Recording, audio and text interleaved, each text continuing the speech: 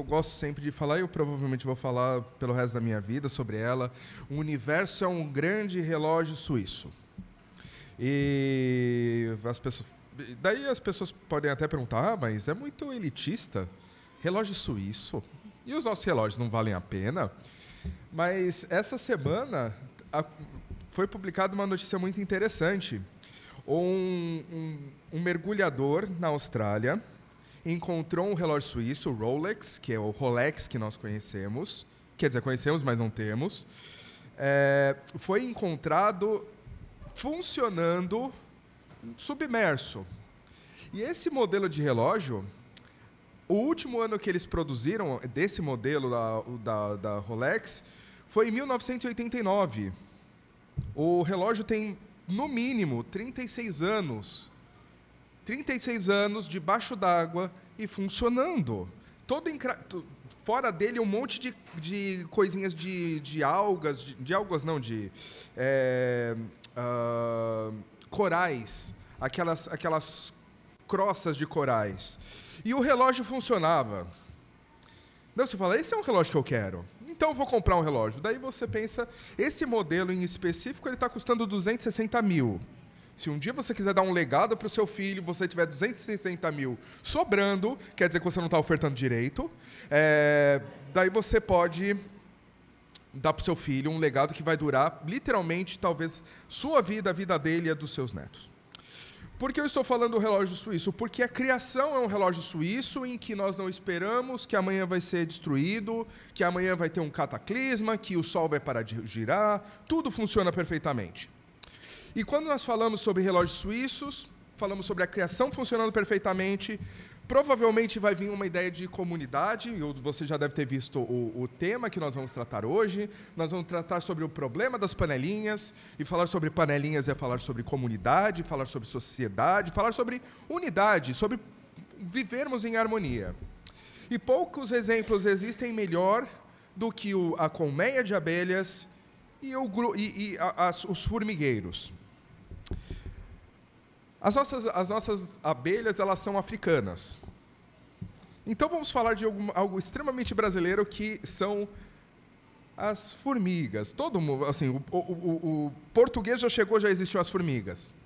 Inclusive, na época da colonização, quando estavam descobrindo o Brasil, eu descobri que existia uma expressão que a saúva, eu acho que todo mundo conhece a saúva, ela é o verdadeiro rei do Brasil. Porque eles dominam plantações, eles dominam as matas, eles dominam o campo, sempre aparecem essas coisinhas bonitinhas, que destroem campos, fazem coisas terríveis. Mas quando nós começamos a aprender, e você já deve saber disso, a estrutura de um formigueiro é extraordinária. Não é uma estrutura,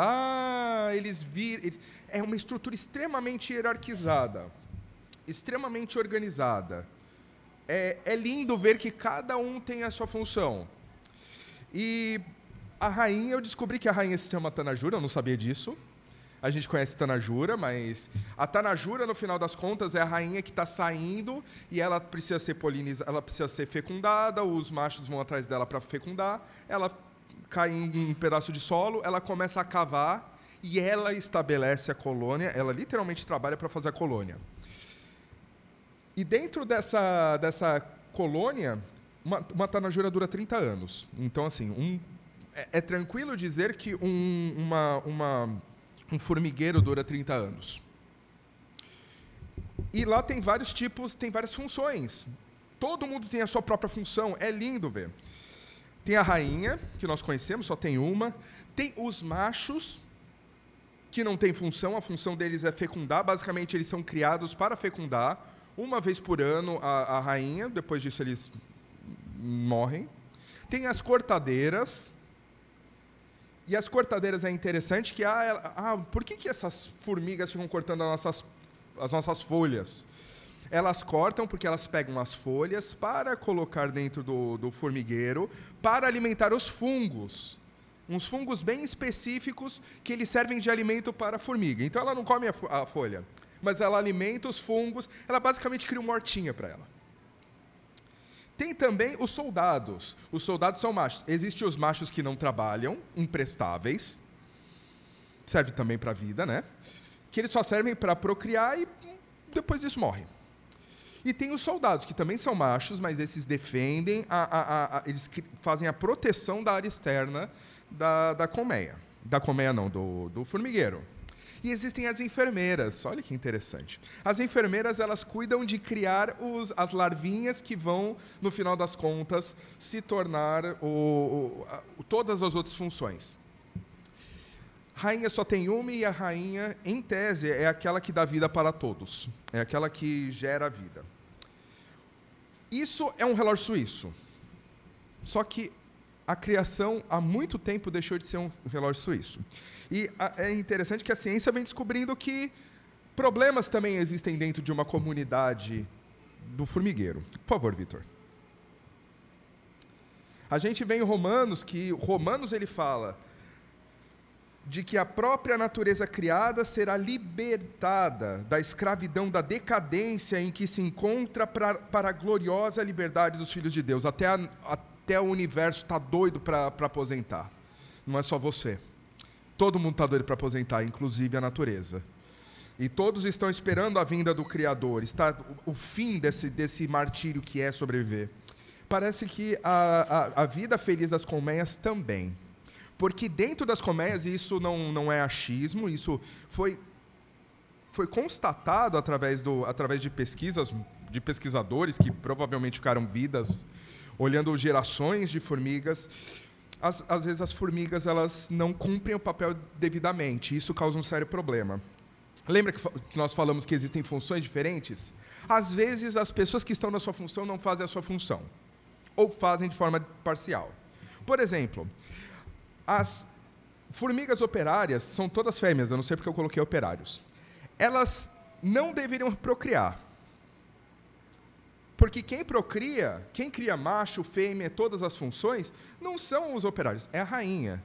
Só que as formigas operárias, elas podem procriar, elas podem dar ovinhos. Só que elas só dão um tipo de ovo muito limitado, que é o dos machos. Quem são os machos? Imprestáveis. Não estou falando que homens são imprestáveis, não estou fazendo assimilação. Mas os machos, que não servem para defesa, eles são imprestáveis, só servem para a procriação. Mas o problema é que, por incrível que pareça, essas formigas começam a procriar, um grupo de formigas operárias procriar, e só procria macho que não serve para nada, e elas começam a proteger a sua própria cria, e começam a dar todo o recurso de alimento para essa própria cria. O que acontece? Uma coisa leva a outra. Se eu estou dando comida para quem não imprestável, as pessoas que prestam, as larvas que prestam, elas acabam não recebendo recurso. Então, fica uma competição interna de quem recebe recurso, começa a desorganizar o trabalho, porque começa a criar um monte de macho inútil. E, por favor, não estou fazendo nenhuma figura de linguagem de verdade. Mas acontece um monte de macho inútil, deixa de ter enfermeira, deixa de ter segurança, deixa de ter rainhas futuras, acaba extinguindo o formigueiro. Mas não são só elas que podem dar problemas. As enfermeiras também podem dar problemas. Porque foi visto que algumas enfermeiras que deveriam cuidar de todas as larvinhas, todos os bebezinhos do formigueiro, algumas delas, seja por encontrar uma identidade maior, elas começam a alimentar só enfermeiras. O que acontece? Só cria enfermeira, e daí então não tem segurança, não temos rainha, não temos o macho para fecundar e para criar outros formigueiros. E existem formigueiros que eles são destruídos, por quê? Porque existe desnutrição de parte da colônia. Sem alguém para ir lá buscar o fungo, buscar a folha para ter o fungo para a gente alimentar, todo mundo vai acabar morrendo. E se a gente não pensar nas próximas gerações, e eu estou falando como formiga aqui, eu sou uma formiga junto com as formigas, nós vamos ter um sério problema. E existe um outro caso. Existe o caso das operárias não reconhecerem mais a rainha. E começa literalmente uma guerra civil. A gente acha que guerra civil é uma coisa humana, mas também acontece com as formigas. E as formigas começam a batalhar, a ponto de, se os rebeldes conseguirem matar a colônia, sem formigueiro. sem matar a rainha, sem o formigueiro. Então, guerra civil, destrói a estrutura social e todo mundo perde com isso. Daí a gente vai voltar, porque nós não estamos aqui no Animal Planet, não estamos aqui falando sobre como a vida animal é bonita, mas estamos falando sobre a igreja. E estamos falando problemas de panela, de panelinha. E eu acho que agora você consegue encontrar um pouco essa assimilação. Porque quando nós favorecemos parte em detrimento do todo, nós temos um sério problema. Mas nós podemos falar sobre senso comum, eu posso falar sobre senso comum, mas não adianta muita coisa, porque o que estamos fazendo aqui reunidos é falar sobre a palavra de Deus, e agora a gente vai falar sobre a palavra de Deus. Nós apresentamos um problema e vamos ver como o Senhor, ele consegue resolver esse problema. Por favor, Vitor. E vamos começar falando, a igreja acabou de começar em Atos, ano zero da igreja. Tudo está lindo, a igreja está crescendo muito. Os apóstolos eles operam com poder e glória, eles falam da parte do Senhor. Não existe desvirtuação da palavra. Eles estão firmes dentro do mesmo propósito, eles viram Cristo ascendendo. Tudo está dando certo. Mas, daí nós vamos para Atos 6. Ora, naqueles dias, multiplicando-se o número dos discípulos, houve murmuração dos helenistas contra os hebreus, porque as viúvas deles estavam sendo esquecidas na distribuição diária. Então, os 12 convocaram a comunidade dos discípulos e disseram: não é razoável que nós abandonemos a palavra de Deus para servir às mesas. A igreja começou a crescer muito. É ótimo ver o corpo crescendo. Era uma ótima notícia. Só que começou a acontecer um pequeno problema. Porque esses judeus helenistas, ou seja, judeus que eles tinham sido escravos fora, judeus que eles tinham morado fora e que estavam voltando para Jerusalém, que estavam ouvindo a palavra, eles estavam sentindo, e geralmente, assim, as pessoas que vêm de fora para Israel, elas são pessoas mais pobres do que as pessoas que já são patrícios, os quatrocentões. Eles estavam sentindo, a gente está sendo esquecido. Nós somos os pobres, estamos sendo esquecidos. As nossas viúvas estão sendo esquecidas. A gente quer que cresça, e cresça muito, mas crescimento também causa problema. E o reino de Deus, a igreja do Senhor, que deveria ser o corpo do Senhor, tão perfeito quanto o Senhor, apesar de tudo, estava acontecendo um problema. A linha de suprimento estava acabando. E agora? O reino pode ter uma cabeça perfeita, e de fato tem. Cristo é perfeito, mas graças a Deus, Deus é bondoso e generoso para saber que, apesar da cabeça ser perfeita, o corpo é extremamente incompetente. O corpo não é obediente, o corpo é rebelde, e o corpo às vezes faz o que quer, e cresce do jeito que ele quer, e não se organiza do jeito que quer. Isso é um fato. De forma que nós não podemos, e nós não devemos, de forma nenhuma, porque tem problemas na igreja, constatar, essa igreja então não tem Deus. Se a gente for considerar a falta de erros a igreja, nós temos um sério problema. Porque você nunca vai encontrar uma congregação que seja a imagem e semelhança do Cristo. Porque nós não somos a imagem e semelhança do Cristo. Não, mas a gente tem que servir. Nós tentamos, mas a gente é muito, muito incompetente nessa área. E essa acusação, por favor, não estou fazendo especificamente a ninguém, eu estou fazendo especificamente a todos. Inclusive a quem está falando a vós. Então, nós precisamos ter essa consciência. A igreja vai errar. A igreja com os apóstolos, no começo, estava crescendo, tudo estava bom, mas começou a azedar. Precisamos resolver os problemas, sim. Não estou falando que nós não vamos resolver os problemas, mas olhar os problemas e falar, essa igreja não é de Deus, isso não é de Deus também. Por favor. E nós temos um problema como seres humanos. Nós temos um sério problema. E qual é o problema esse? Eu não estou usando um trecho da Bíblia, mas estou usando um trecho de um livro que eu gosto muito, que é a Revolução dos Bichos. Nele, os bichos eles fizeram uma revolução e expulsaram o fazendeiro. O grande problema da fazenda não é o trabalhador, mas é o chefe do trabalho. Então eles expulsaram o fazendeiro e falaram, agora tudo vai funcionar direito. Só que você vai lendo o livro e você vai percebendo que os porcos, olha que interessante, os porcos são os mais inteligentes dos bichos. E o porco acabou assumindo o controle. E o porco mais velho, ele fala isso. O porco mais velhão é um cara muito inteligente. Ele fala, todos são iguais, mas alguns são mais iguais que os outros. Porque os animais, eles pregavam, não, todos os animais são iguais, todos merecem os mesmos direitos. Só que você vai vendo no final do livro que os porcos, eles têm todos os privilégios e eles começam a dormir na cama dos fazendeiros. Todos dormiam na cama do fazendeiro? Não. Os porcos dormiam.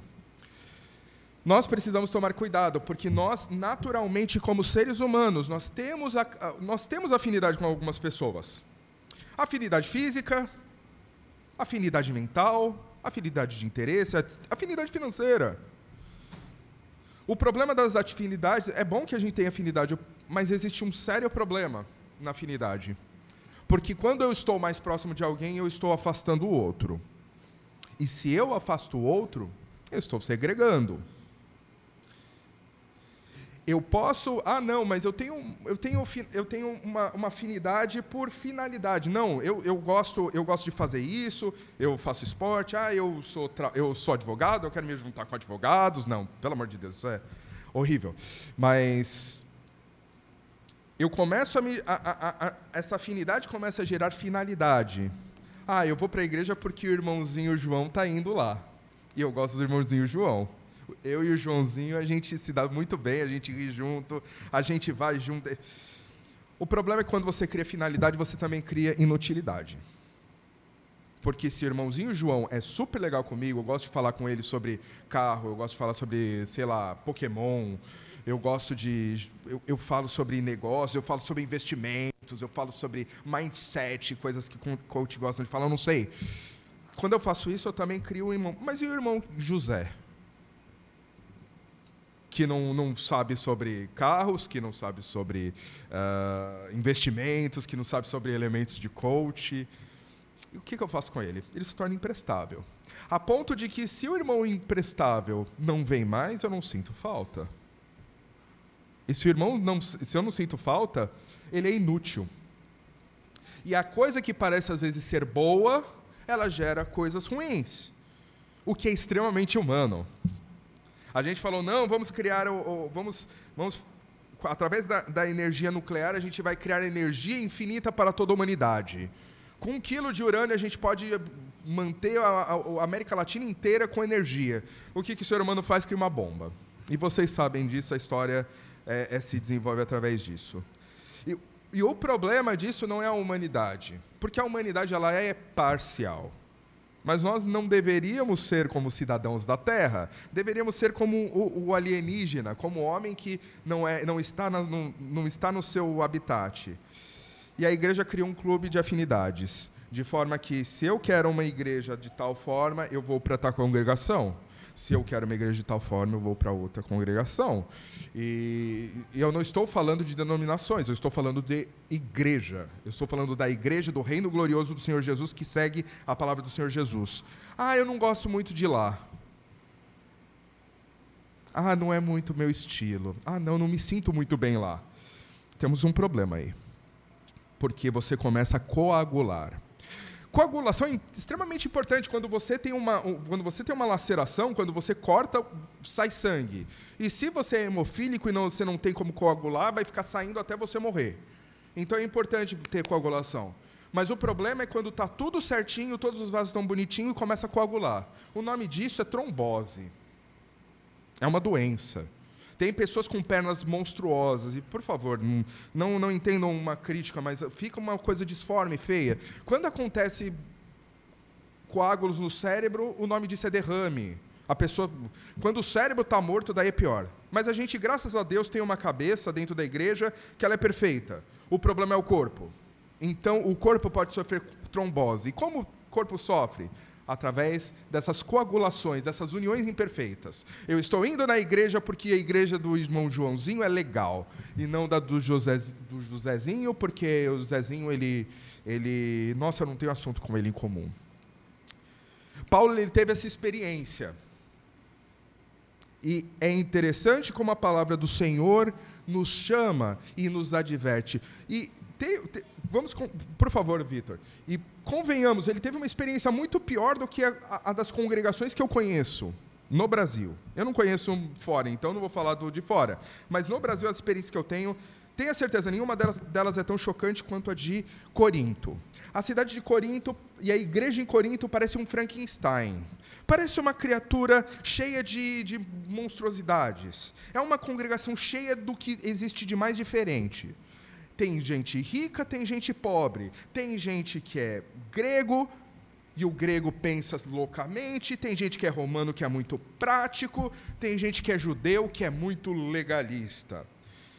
Temos pagãos que davam sacrifícios nos templos, e temos judaizantes que falam, não, eu não posso comer carne feita de tal forma. É uma congregação que tem menos de 10 anos, é uma congregação nova, jovem, recente, florescendo. E essa congregação está com sérios problemas, porque todo mundo está fazendo seus próprios grupinhos, todo mundo está fazendo a sua própria panelinha. E Paulo tem que resolver e tem que descascar esse grande problema. O tema central de 1 Coríntios é a unidade. A gente olha 1 Coríntios e vê vários temas super importantes. Mas qual é o tema que abraça todos eles? O tema é a unidade. Não é à toa que é um tema extremamente importante para nós falarmos de panelinhas. E Paulo fala, meus irmãos, fui informado por alguns da casa de Chloe que há divisões entre vocês. Com isso quero dizer que cada um de vocês afirma, eu sou de Apolo, eu sou de Paulo, eu sou de Pedro, e eu de Cristo. No final das contas, o que estava acontecendo? Cada um pegava o mestre que achava melhor. Cada um achava, eu gosto mais de Paulo, então eu sou de Paulo. Ah, não, mas Apolo é muito melhor, o Apolo foi um professor, e pelo que dá a entender em 1 Coríntios, Apolo deveria ser um erudito, um homem extremamente inteligente, eu sou de Apolo. Outros, eu sou de Pedro, porque Pedro é o pai da igreja. E por aí vai. Era um grupo que estava vários grupinhos entre eles. Era um grupo muito difícil. Paulo poderia facilmente desistir, não tem esperança. Ixi, não vai dar em nada. Mas Paulo não faz isso. Próximo, por favor. E Paulo, ele dá solução para a igreja. Como resolver o problema das panelinhas? Rogo-vos, irmãos, pelo nome do nosso Senhor Jesus Cristo, que faleis todos a mesma coisa e que não haja entre vós divisões, antes sejais inteiramente unidos, na mesma disposição mental e no mesmo parecer. Acaso Cristo está dividido? Foi Paulo crucificado em favor de vós, ou fostes porventura batizados em nome de Paulo? E a resposta de Paulo para esse grande problema, o que é? Unidade. Unidade. Jesus deve ser o que nos une. Porque a partir do momento que eu vou para a igreja porque ela é legal, a partir do momento que eu vou na igreja porque o Adalto, o Ricardo, o Valmir, o seu Joaquim, nós estamos na roça. Porque não foi o Adalto que foi crucificado na cruz, não foi o seu Joaquim que foi elevado aos céus, muito menos o Ailton merece qualquer consideração. Todos nós somos pequenos, o que deve brilhar, o que deve ser a unidade da igreja é a cruz de Jesus. Simplesmente isso. Porque quando é a cruz de Jesus, é um sacrifício que eu vou ver o Ailton. Mas é um sacrifício que eu faço para Deus. É um sacrifício ver o Vitor. Mas eu vou me sacrificar não porque o Vitor merece, mas porque Jesus está entre nós. Então não é por causa de gostos, assim como não é por causa de não gostos, mas é por causa da cruz. E como nós vamos fazer isso? Eu posso não ter assunto nenhum com nenhum de vocês, mas eu vou falar da cruz de Jesus, e nisso nós todos devemos concordar. Se não concordamos, temos um sério problema, que talvez não seja uma igreja. O que Paulo faz não é simplesmente pensar, ele não dá uma dica genérica, mas ele dá uma dica prática. Ele não fala, pensem mais em Jesus, orem mais em casa, leiam mais a Bíblia. Isso é ruim, não estou dizendo que não é, mas a dica para nós acabarmos com as panelinhas é nós falarmos mais Jesus. Falar. Para falar você precisa pensar, para falar você precisa estudar, você precisa meditar, inclui todo o resto. Ele fala, falem mais. Nós precisamos falar mais de Jesus. Como é que nós vamos aprofundar o nosso conhecimento se nós só falarmos sobre... é ótimo falar sobre saúde, falar sobre trabalho, sobre emprego, sobre... eu detesto falar sobre política, mas tem gente que gosta. Isso daí é secundário. Vamos falar mais Jesus dentro da igreja, entre nós. Porque Jesus é a cola, Jesus é a liga que vai permitir que essa igreja permaneça unida apesar do Ailton, apesar de você. Nós precisamos pegar essa dica de Paulo. Porque Paulo, por favor, Paulo ele se achava, ele endereçava para uma igreja que se achava extremamente sábia. Eles se achavam o creme de la creme. E dá para entender o motivo, eles estavam a menos de 50 quilômetros de Atenas. Você conhece Atenas? Eu não, assim, a gente não conhece muito de geografia, de história, mas a gente conhece a filosofia, a democracia, a astronomia. Os gregos, eles gostavam de estudar. O povinho nerd. Eles estavam do lado. Então, eles sentiam, e os irmãos lá, nossa, eu sou muito profundo nos meus conhecimentos. E o que Paulo fala para uma congregação que acha que sabe muito?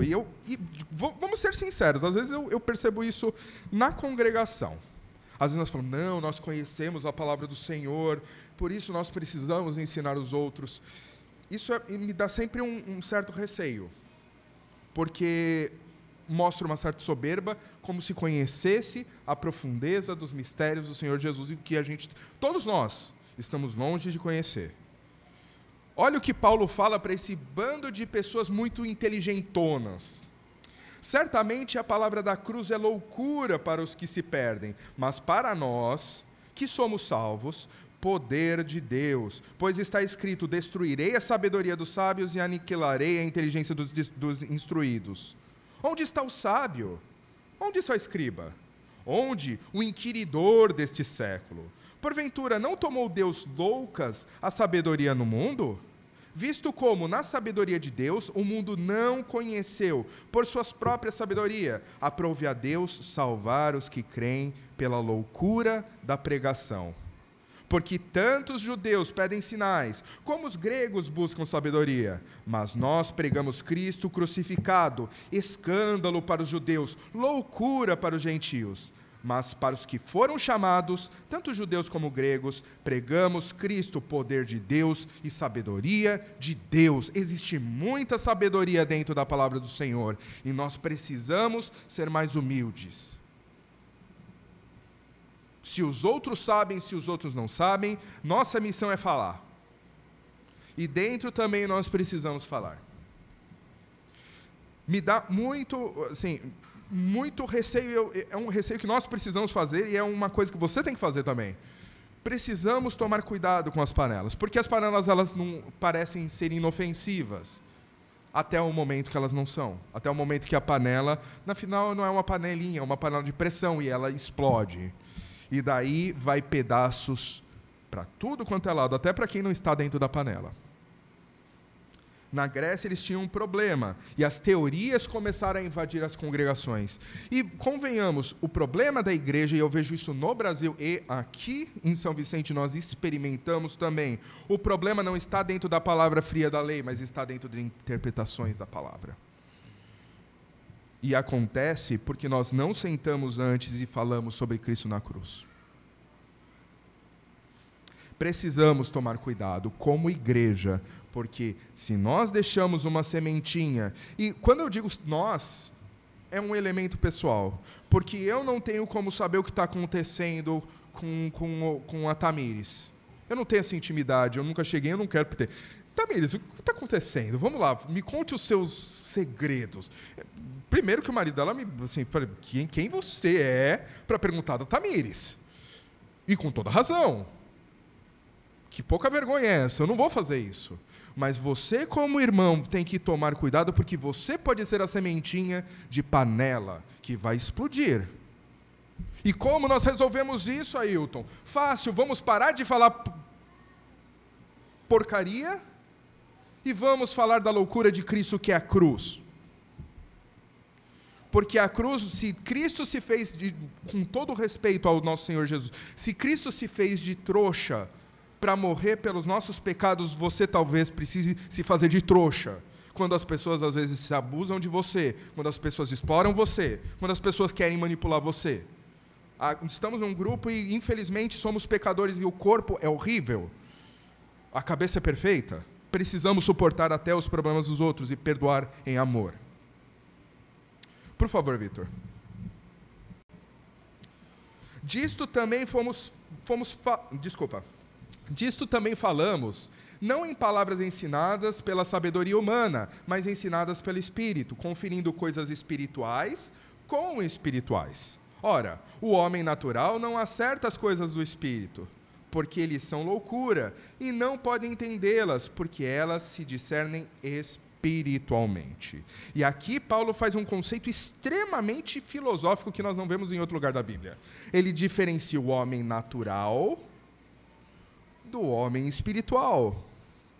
Como homem natural, o que eu espero do homem natural? O que é a natureza? Que a natureza seja bestial. E o que é bestial? O que você espera de um leão? O leão está com fome, ele vai caçar.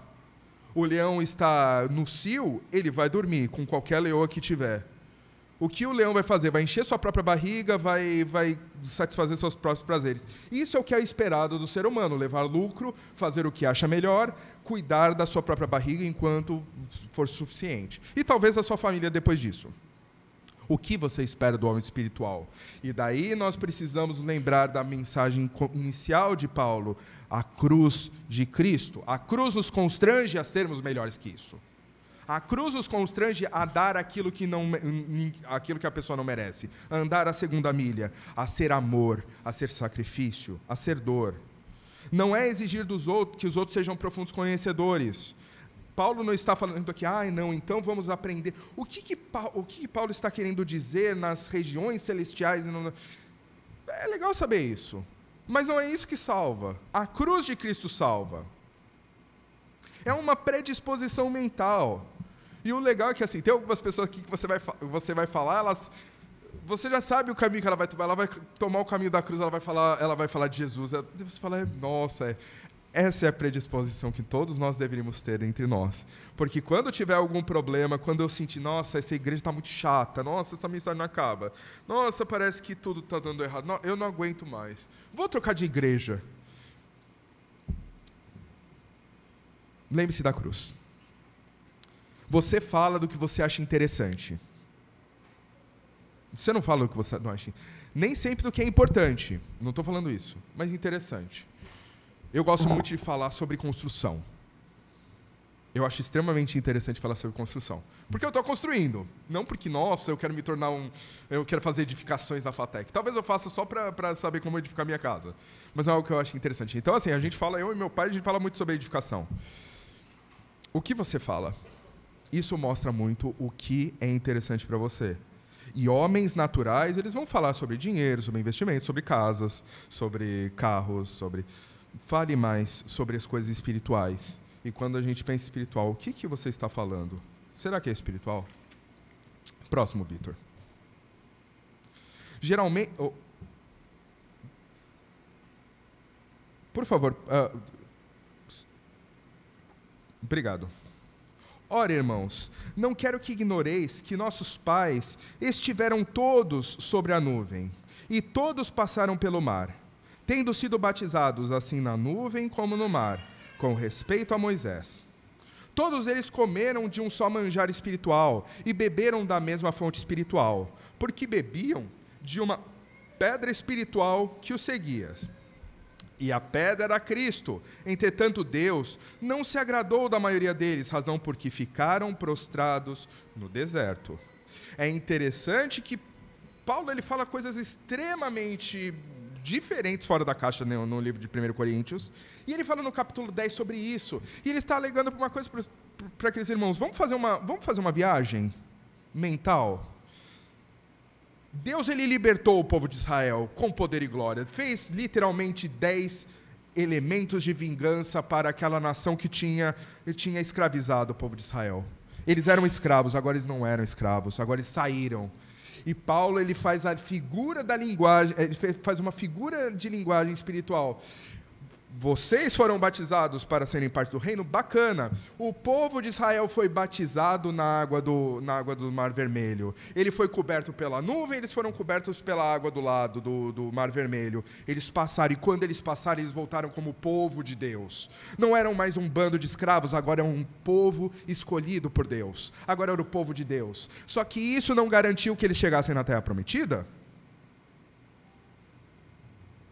Todos eles comeram de um manjar espiritual. Deus oferecia o maná para eles, eles comeram, eles se fartavam, comiam quanto queria. E convenhamos, a descrição do maná é que tinha sabor de azeite. Há muito tempo eu não sinto o sabor do azeite. Eles tinham todos os dias. Olha como Deus é bom. E eles reclamavam ainda assim. Eles passaram 600 mil homens. Quando nós pensamos 600 mil homens, colocamos 600 mil mulheres também, porque um homem naquela época tinha uma mulher. E tinha filhos, e tinha vários filhos. Mais de 2 milhões de pessoas passaram pela água e se tornaram reino. Mas quanto dessas 2 milhões de pessoas que era reino do Senhor conheceram a Terra Prometida? Só 2. Só Josué e Calebe. Precisamos tomar cuidado, precisamos lutar contra a divisão, porque nós atravessamos o mar juntos, mas talvez não cheguemos juntos na Terra Prometida. E isso depende de você. Nós não vamos conseguir ter união se só eu quiser a união. Depende de você querer a união. Então lute pela união da igreja. Lute pela unidade. Não estou falando que nós precisamos todos... não seja falso. Não estou falando, ai, querido, nossa, como a gente tem... Falar sobre Cristo. Eu não estou falando para mentir. Então, pessoal, por favor, Vitor. Essa mensagem, eu gostaria de concluir da seguinte forma.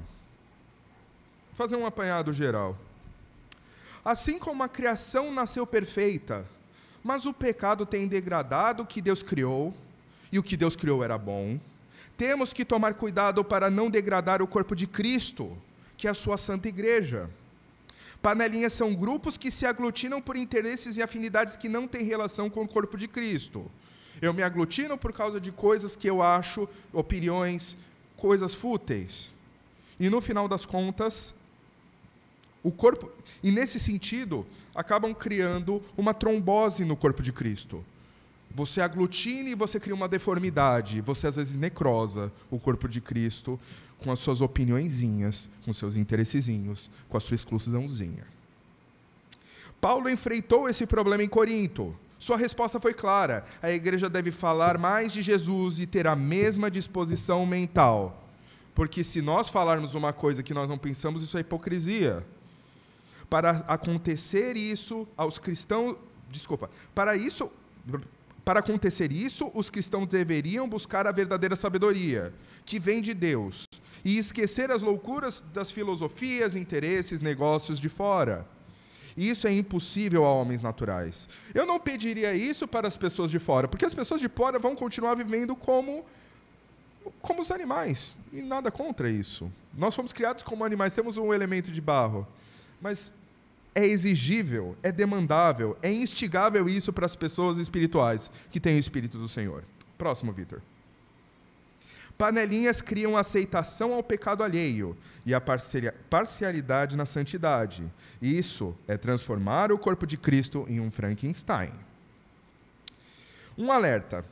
Assim como os 600 mil homens foram salvos do Egito, passaram pela figura ilustrativa do batismo nas águas do Mar Morto e andaram com Deus no deserto, mas só 2 entraram na gloriosa Terra Prometida, precisamos cuidar da nossa unidade, que ela seja lastreada da mesma fala e no modo de pensar, para seguirmos como Josué e Calebe e conhecermos as bênçãos do Senhor no paraíso. Vamos lutar pela unidade.